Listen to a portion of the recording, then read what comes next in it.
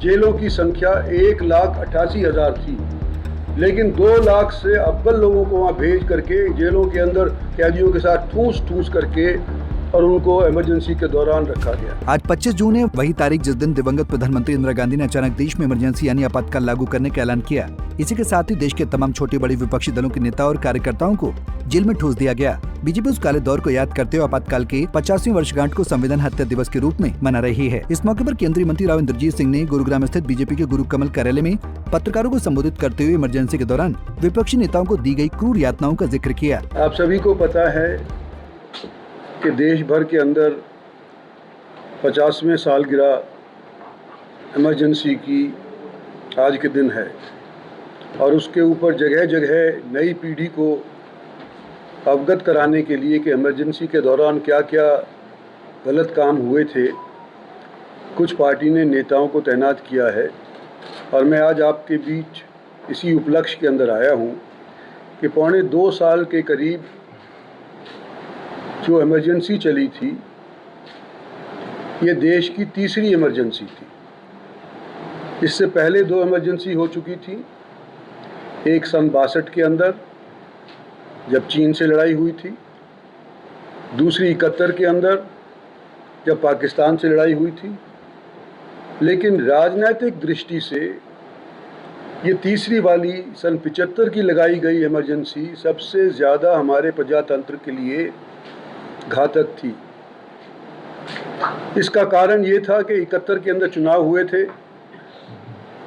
UP से हमारी उस टाइम की प्रधानमंत्री इंदिरा जी इलेक्शन लड़ रही थी, जीत गई थी, लेकिन राजनारायण जो उस टाइम उनके प्रतिद्वंदी थे, उन्होंने हाई कोर्ट के अंदर याचिका इलेक्शन पिटीशन के तौर के ऊपर डाली और वहाँ पे उस टाइम के जज हाई कोर्ट के सिन्हा साहब, उन्होंने ये फैसला किया था कि ये इंदिरा जी ने अपने इलेक्शन के अंदर सरकारी तंत्रों का इस्तेमाल किया है और इस वजह से गलत प्रक्रिया शुरू हुई।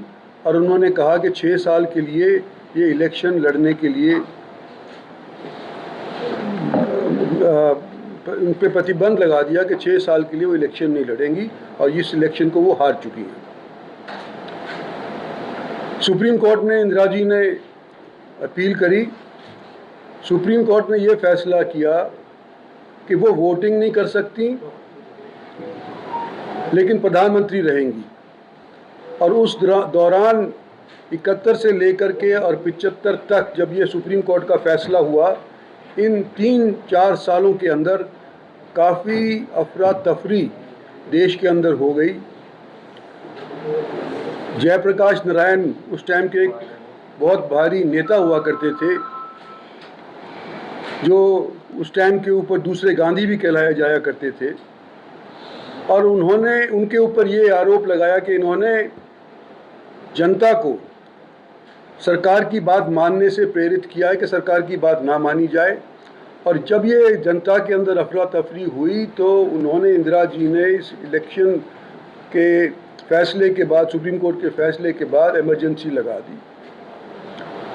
और उस टाइम इमरजेंसी लगाने का जो प्रावधान था उसके अंदर या तो ये तो था कि या तो बाहर से कोई एग्रेशन हो, 3 कारण लग सकती थी इमरजेंसी, या तो बाहर से कोई एग्रेशन हो, या कोई लड़ाई हो, या कोई तीसरा जो जिसका इस्तेमाल इन्होंने किया था कि अफरा तफरी हमारे देश के अंदर फैल रही हो, तो उस नाते इमरजेंसी लगाई जा सकती थी कॉन्स्टिट्यूशन के मुताबिक। ये तीसरे का इस्तेमाल करते हुए उन्होंने इमरजेंसी लगाई, जिसका सन 77 के बाद जब मोरारजी देसाई की सरकार आई उसके अंदर अमेंडमेंट कर दिया कि सिर्फ अफरा तफरी से नहीं, जब तक कि आर्म्ड रेबिलियन देश के अंदर नहीं होगा तब तक इमरजेंसी लगाई नहीं जा सकती। तो ये बाद के अंदर हुआ, लेकिन फ़िलहाल जो इमरजेंसी के 2 साल इमरजेंसी के थे, उसके अंदर कम से कम 1,07,00,000 लोगों की नसबंदी करी गई,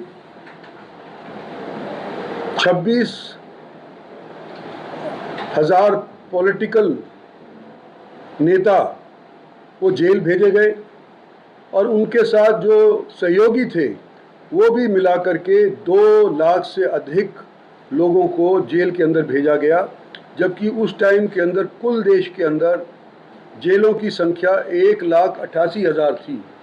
लेकिन 2 लाख से अव्वल लोगों को वहाँ भेज करके जेलों के अंदर कैदियों के साथ ठूस करके और उनको इमरजेंसी के दौरान रखा गया।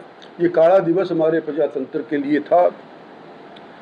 बहुत चीज़ें ऐसी वहाँ पे हुई हैं जो दोबारा हम नहीं चाहते कि इस देश के अंदर अगर प्रजातंत्र रहना चाहता है तो इसके अंदर हो।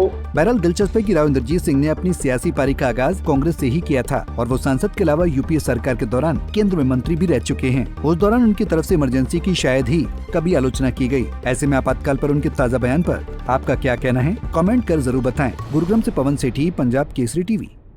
हमसे जुड़े रहने के लिए हमारे YouTube चैनल को सब्सक्राइब करें और नई वीडियो की नोटिफिकेशन के लिए बेल आइकॉन को दबाएं।